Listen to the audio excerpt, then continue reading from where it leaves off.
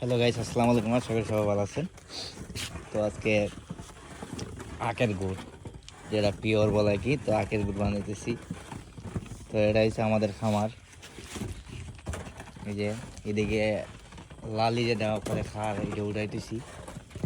আর এগুলো হচ্ছে আপনার গরুকে খাওয়ানোর জন্য।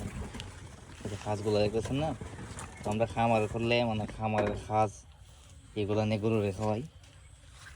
আর এইটাই হলো আমরা সামান আঁকি, যেটা আমরা রস বার করি, এই যে মেশিন। আর মূলত আমরা লাকড়ি কোনগুলো জানেন?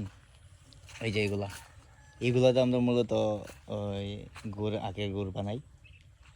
লাকড়িতে জাল দেওয়া লাগে। এই যে দেখতে পারতেছেন আমার মামা এই যে জাল দিতেছে, একটু একটু করে জাল দিতেছে আর গুড় হইতেছে। প্রায় এখন টাইম না হইলেও আরও 1 ঘন্টা সময়ের মতন লাগে যাইব। তো তারপরে গিয়া আখের গুড় হইব।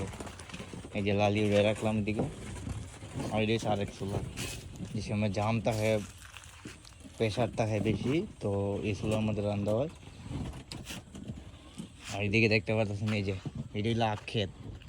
মানে এটা এবছর আর কাটা হবে না, সামনে বছর আবার এই যে মাড়ি ওইটা দেওয়া হয়ে গেছে।